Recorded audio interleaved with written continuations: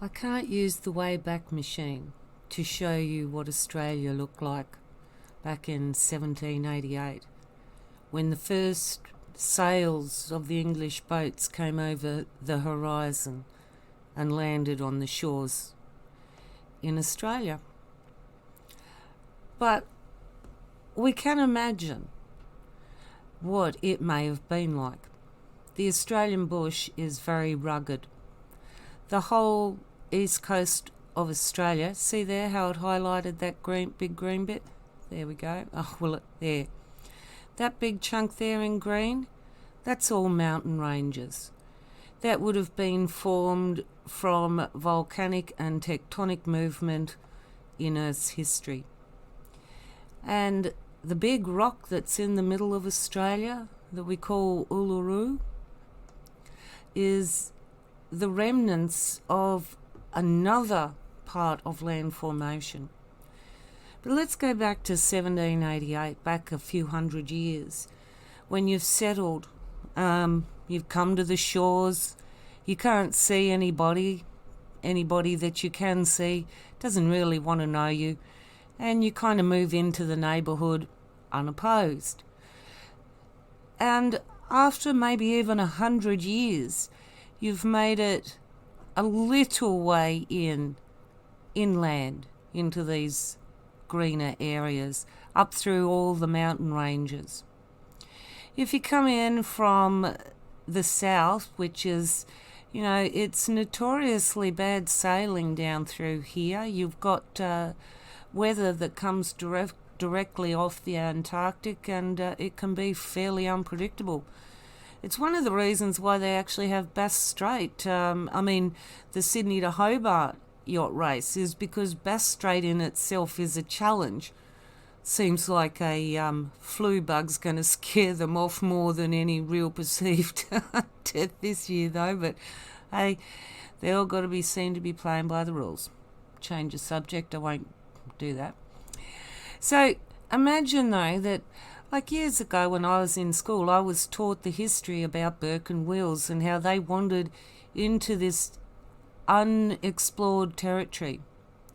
So imagine that Australia has already set up all its laws and its governorship and everything like that, but for a large part of Australia they haven't even set foot on yet because, it's desert, it's very rugged terrain. And the Aboriginal cultures that live there have not been taken over by anybody because, well, no one's come to their land to challenge them, put it that way. They haven't even made it there. And when they did, make it that far, the ones that did survive the desert, well, the Aboriginals actually helped them. They didn't give up any of their land rights or anything. They welcomed this person onto their land and saved them as they would anyone else in distress in that harsh environment. They didn't care that his skin colour wasn't quite the same.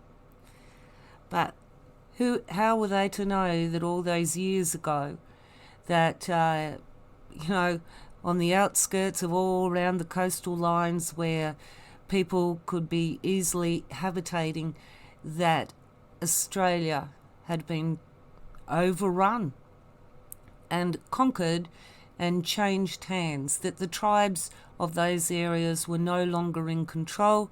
They had ceded their sovereignty to the conquerors, the English. However, this is how come there are tribal nations, First Nations, Aboriginal people in Australia that never did cede that authority. They were not conquered. They were met as equals and negotiated with. And this is a long time after, if you have not been into the central deserts in central Australia, if you have got no concept of the harsh environment that this is, it takes you days just driving in a car. Imagine if you were walking it. And if you don't know where the water holes are, oh man, you're not going to survive.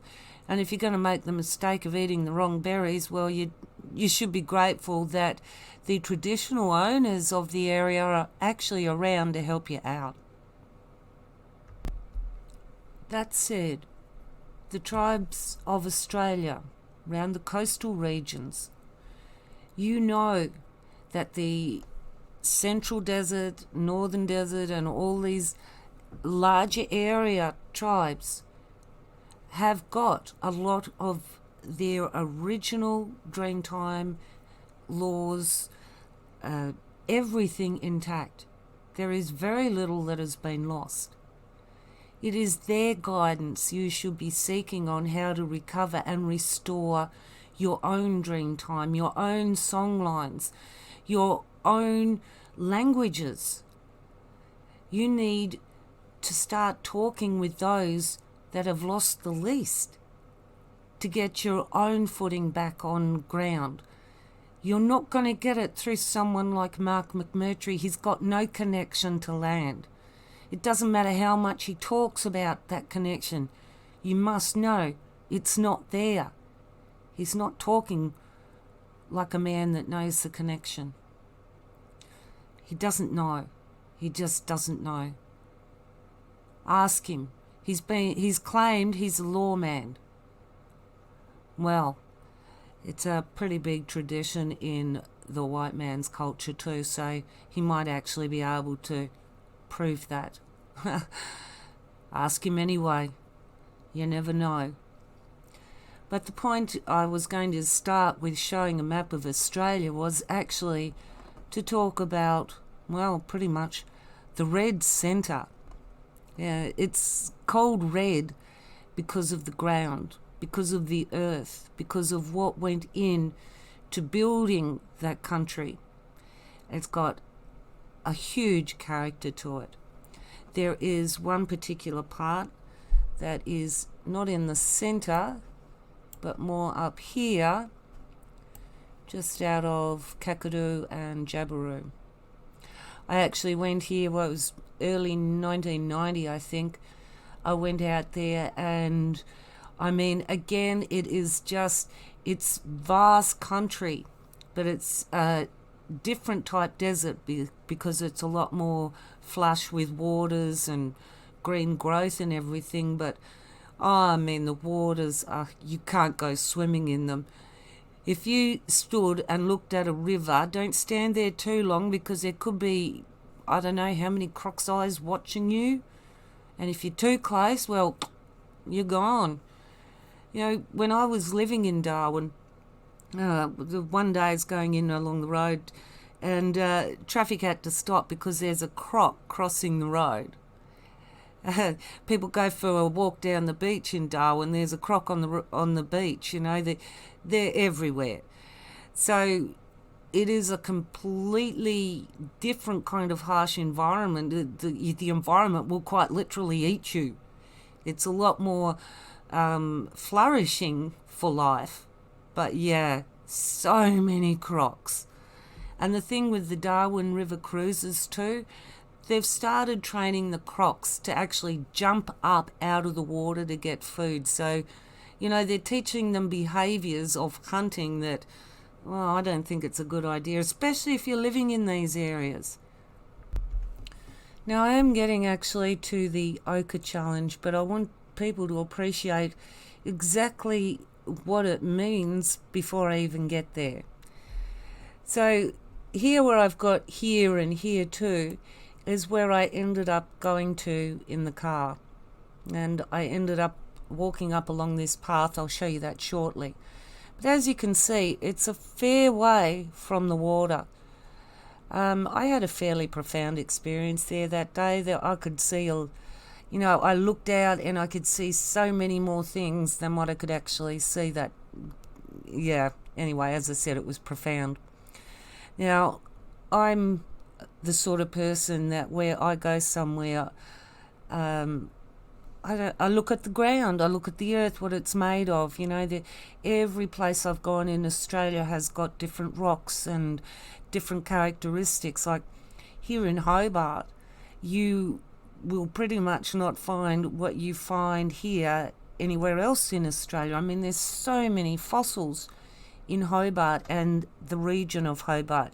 You won't find them up north of Tassie, but because that's all volcanic and different kinds of rock. But down here, it is so much sedimentary and fossils. They are just everywhere. And as I was trying to find out where I went to that day, where I saw the things that I saw, I suddenly realised just how, like, it's good to be a tourist and to be able to go and see these things. But it is also part of someone's home and their culture and part of what they consider sacred. And to see people traipsing along as tourists, it belittles. I mean, that'd be like someone running tourist attractions of a church or a synagogue or anything like that. That it's a tourist attraction. It's not something sacred to somebody else. That really, yes, if you're invited to go and have a look, yeah, sure, but should it be for everyone to go and see? Well, I'm glad I was able to go see it, but in hindsight, you do think of these things. If you notice here, these where you can go down to aren't necessarily the roads, they're walking tracks. And I'm going to try and find the spot because there is some magic rocks and layerings in here. All right. It's actually quite good, Google Earth. I love it. You go certain places in the world and they will take you along walking tracks. Some cities in the world, they don't have roads as such. They're only pedestrian, so they'll have someone walk down that road with a head cam on. So, yeah, you don't have to be a car to get to look somewhere. But you're walking into it. This is fairly, you couldn't imagine just how hot it is. When you first arrive in these climates, you feel the heat. After you've been there and experienced the seasons, you start to actually get cold in winter, even though tourists will come in from down south and it's like a hot summer's day for them. So I'll bring up where I want to show you. When you travel a lot of these places out here, they are so flat and vast for such a distance. And then you have just, I don't know, it's such a unique land formation. As you go up into this area here, you can see even from here the layers of the rock. And as you get further round, there's even more distinction in the layerings of the rock, showing how the earth has grown and moved and changed. And within all that, there are the Aboriginal cultures that have understood the way these things have grown and changed. But one thing I have to say too is that the dream time is specific to each tribe. Each tribe has a different version of what they experienced as the dream time. It's all the same event, but because they all lived in different places and were affected differently and recorded different significances within their own tribe, no two dream times are the same. They may express the same kind of basic principles, but even there may be some variations on what a particular thing is perceived as being. It is all a completely unique to that tribe, their dream time. It is as unique to each tribe as your name is unique to you. That it's somebody else might have the name, but they don't have what is unique to you, your understanding. And if you look at it in the sense that, say for example, 50,000 years ago, there were events that happened in Australia that affected all the tribes in Australia. They each saw that as a Dreamtime experience and handed down how it affected each of them in their own way. Even though they all experienced this changing event, they all saw it a little bit differently, and it meant different things to them. And this is part of why I'm saying this, because each tribe looks at the land as part of that living formation. So when you go up here and you look at the rocks and you can find the ochre, and the ochre is used, it is not used because it makes pretty face decorations or pretty art. It is actually taking part of the history and creating something with that history in the present.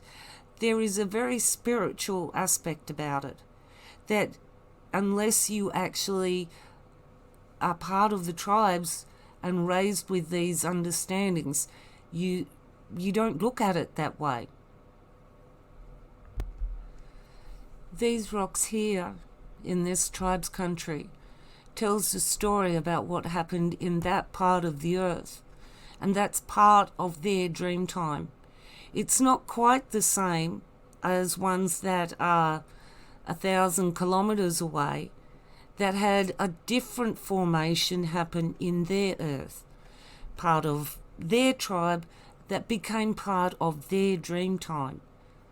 So they each experienced the living history differently, and we lump it together as dream time and say that it's one belief.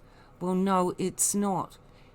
For every tribe there is their own dream time. And it is at that very core is how you cannot unite as one, but you can harmonize within your own versions and get along like you have before. And yes, we all have differences. We all know that we've all had fights with our neighbours. Hey, we don't live in a perfect world. That's part of the joy of experiencing the differences. And it's also an opportunity to be able to resolve differences in different ways. You do not have to come at it, all gung-ho and yelling and screaming and demanding. And that is actually not the Aboriginal way. If you think that you've seen Aboriginals out there protesting and standing up for what they supposedly had stolen off them 200 years ago, you haven't met the real ones. You need to find the ones that understand the culture that is still part of their heritage. There is very little disconnectedness in the last 50,000 years, and they have successfully brought the old ways in and melded with the new. They are not fighting the system. They are working with it as equals, just as you want to be. So go to those that know how it's done and seek their help. Mark McMurtry is not the one.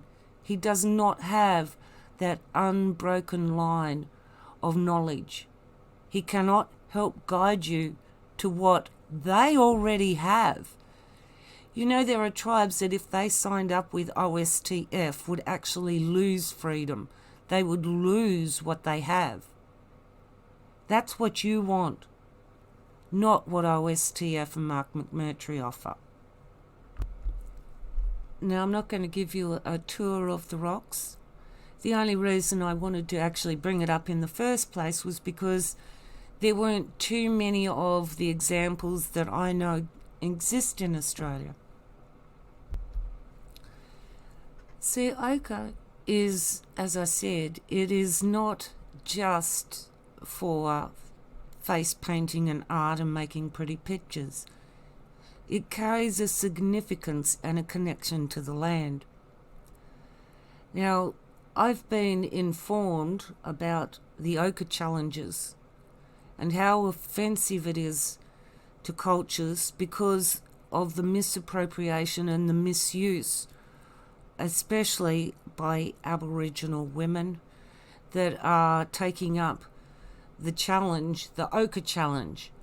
But they're only doing the ochre challenge that they see pretty much the men are doing too, because when you see an Aboriginal man present himself in public, he will not be painted up.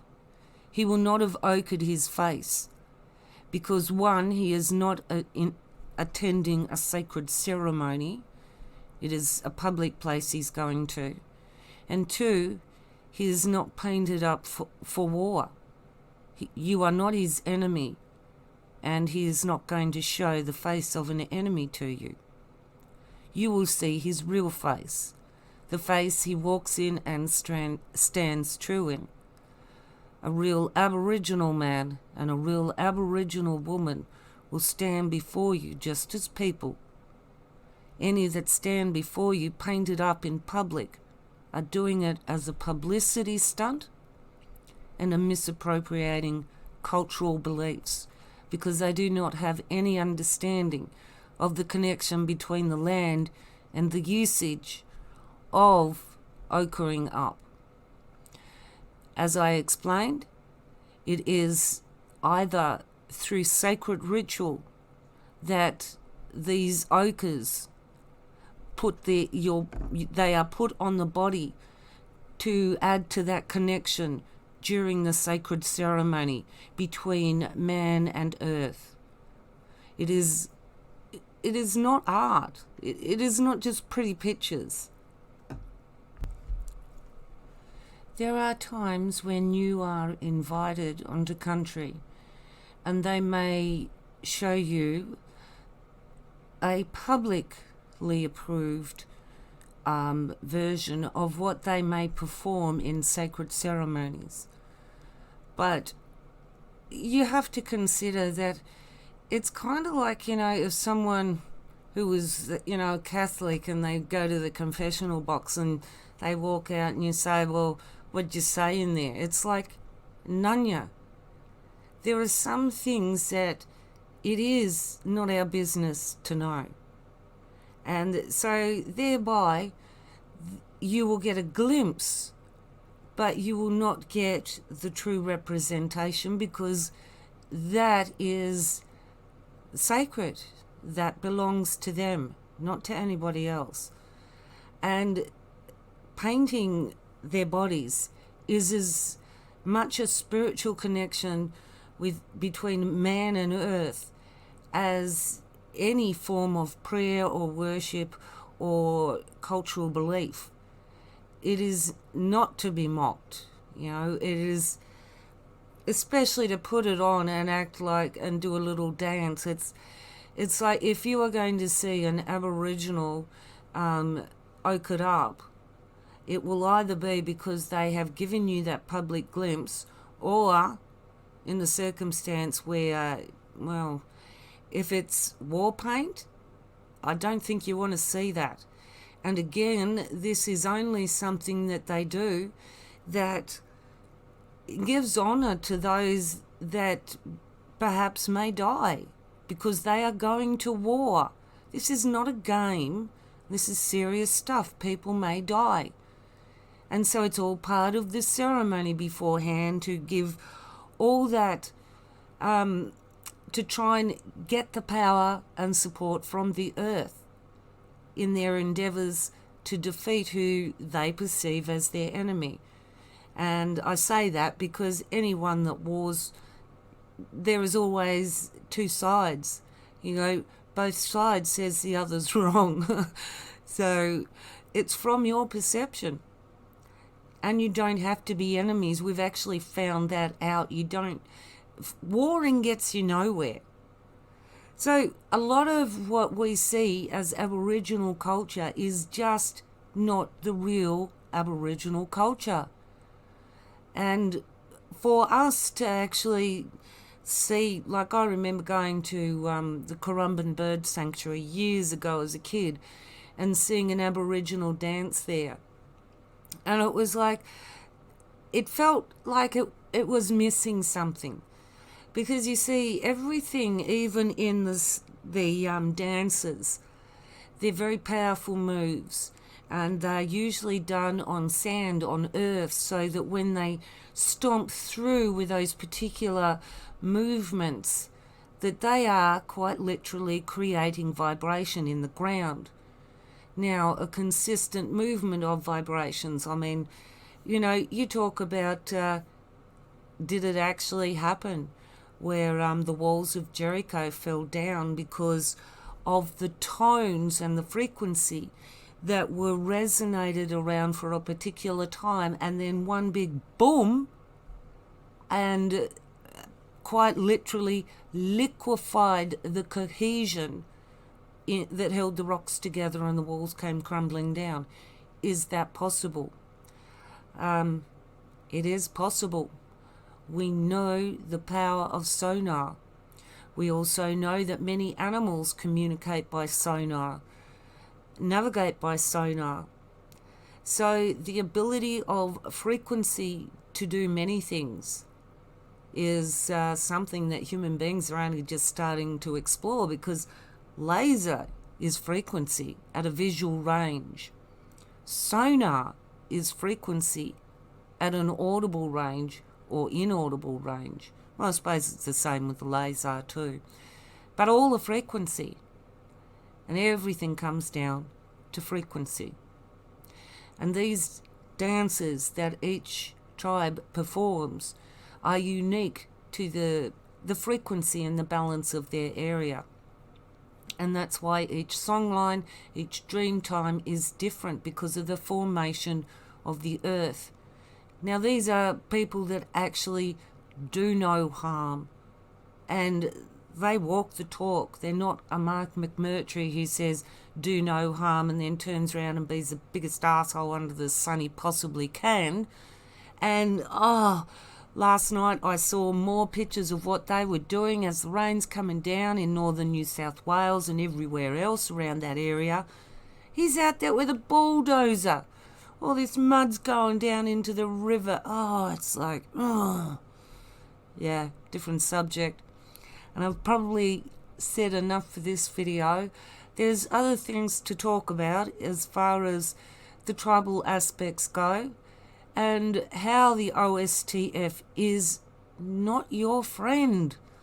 You know, there is so much that he is missing that he cannot possibly teach you. And there's so much about him that we're yet to explore. And we might start to look at that on the next video I do about the Bro Bus. You know, the Bro Tour back in 2010. Seems like one of those bros disappeared. And Mark McMurtry doesn't want to bring him up.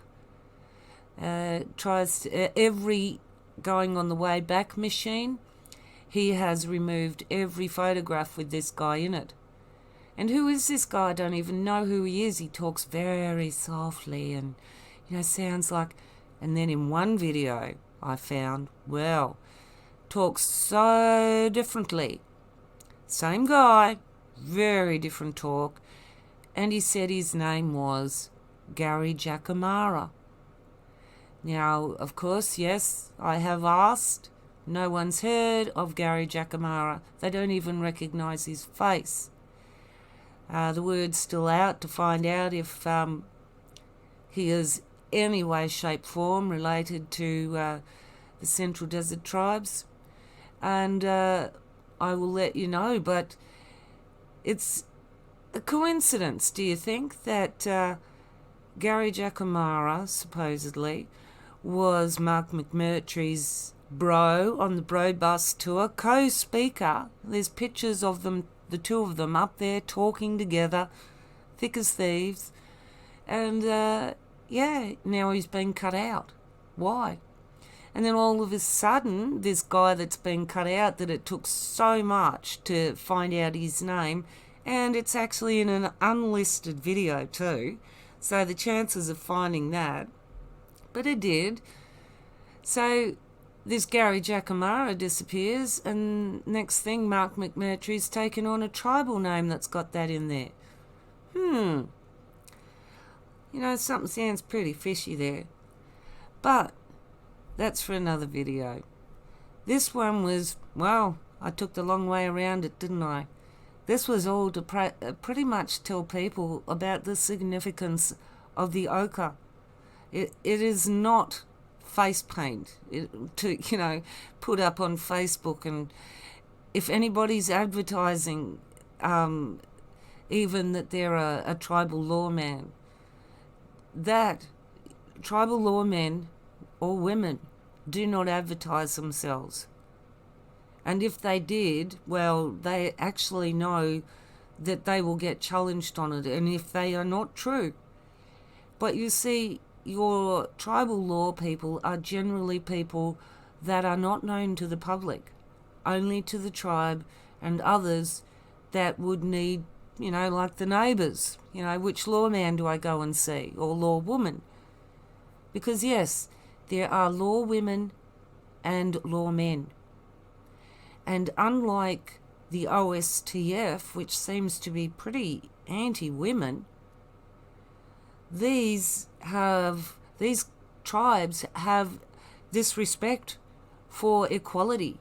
You don't have to argue about, this is, I need more say because I'm a woman and I'm getting left out. People are appointed the respect that they earn, whether they're male or female.